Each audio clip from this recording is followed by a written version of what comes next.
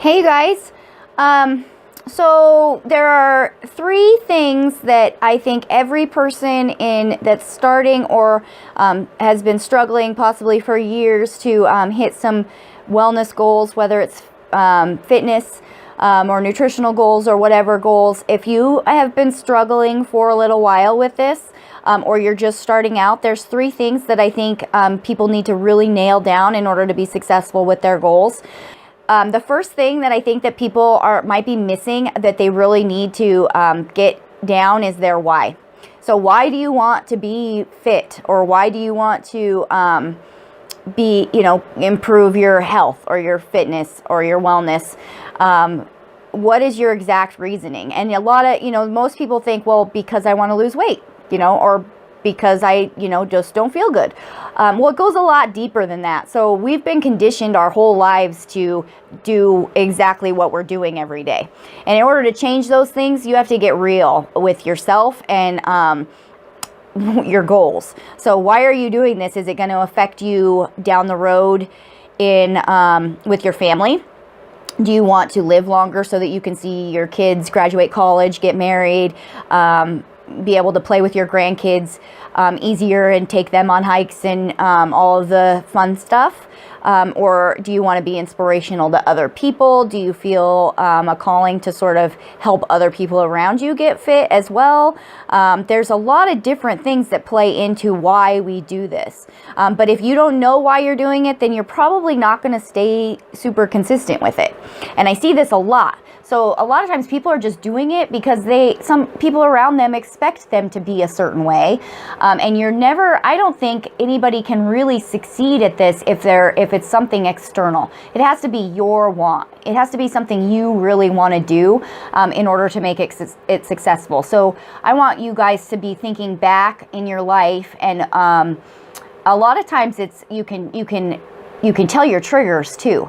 So that will help you if you think, if I slip up, or say it's nighttime and I binge on something or whatever, I ask myself why. What made me do that? What triggered me to slip up and slip off track? And by thinking that through, every time you do it, you get a little bit closer maybe to really getting to the underlying reasons. So what is your why? That's the first thing that you need to write out, be really clear about, and the more in depth you can get, the more likely you are to be successful.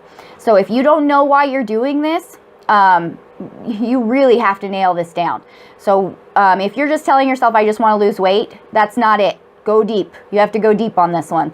A lot of times, we as kids, we're taught how to eat, and we have to think that, I'm almost 40, so 40 years ago, what were my parents taught? How were they, a lot of the stuff that your parents do when you're a kid is how you turn out as an adult. You're doing a lot of the same habits that they had. So are you living your parents' life? You need to start asking yourself these questions. Like, is this, you can create your own life. You can create your own lifestyle. You can change it. So, all right. So that's number one. What is your why? Nail it down. Really dig deep on this. We need to change your mindset. If you haven't been successful, then I'm sure it's almost always a mindset thing. So, then number two. So what are the things that have held you back in the past? What are your barriers? So, number two, what are your barriers to success? I want 3 to 5 solid things with my clients. If you are struggling with staying consistent with your eating, or when you're eating out, not knowing what to order, or how to avoid social binging, whether it's at parties or, whatever you personally struggle with, you need to write that down and be really clear with when that happens, what makes that happen, how you can, now we're going to get into number 3, and what are the sacrifices you have to make to overcome those barriers. So if you want to be successful, there's always going to be something holding you back. In the fitness world, we call those excuses, right? So I'm always saying, no excuses, no excuses. Well, what does it mean to be making excuses? It's not something that we do intentionally usually. An excuse is something that we believe to be the reason for slipping up. Well, if you can get those crystal clear and you can write out, you know, these are the things that I have to sacrifice. I'm going to have to get up early because I really don't have time during the day. So I know that 3 to 4 days a week, I'm going to have to get up early to work out, or I'm going to have to food prep better on the weekends because I find that I'm skipping meals and then I'm binging, or whatever, you know, whatever it is for you, nail that down. Get it crystal clear. These are, you know, 3 to 5 things that I'm struggling with, and then these are the couple of things for each of those that I can work on to overcome it.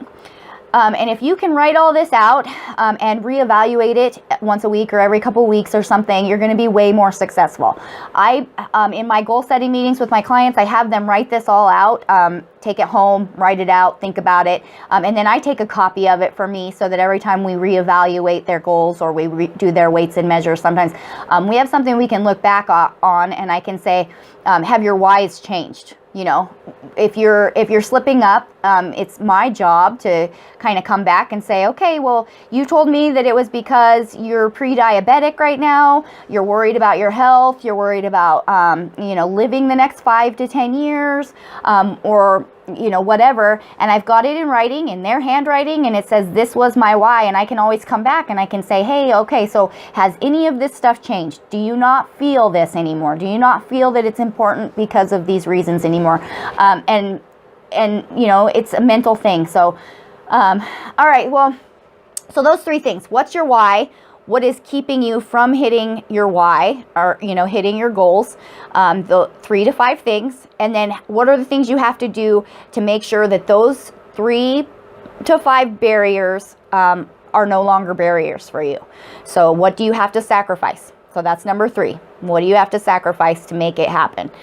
Get those really clear and see if you're willing to even do those things. Because I hear it a lot where people are saying that they have these goals and they want to do it. But when it comes down to it, they're not showing up. You know, they're hitting a couple workouts a week, and they really don't want anybody watching their every move because they know that they're not on track. And it's almost always because these 3 questions haven't been answered in their mind. They don't know why they're doing what they're doing, or what it's going to feel like when they get there. And maybe they're really doubting that they're ever going to even make that happen. And if you can get a crystal clear roadmap to where, you know, where you're starting and where you're going to end up, it takes a lot of the doubt out of it. So let's work on that and see what we can do. So if you are struggling and you need accountability, which is outside your comfort zone, this is what's going to make you successful. You need to ask your coaches, or you know, try and get a friend on board who can help you stay accountable, and make little goals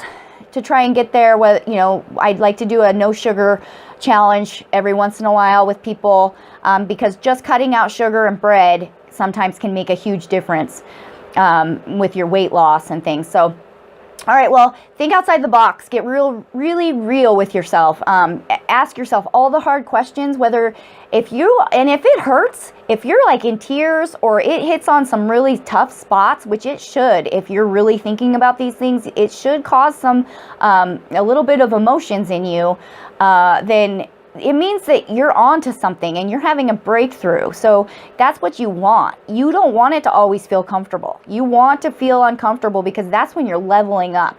If you want to level your shit up, you need to freaking really go deep on some of this stuff. A lot of us women, it's a mommy issue. You know, we saw our moms struggle with weight or anorexia or whatever, and we have internalized it and made it our own issues.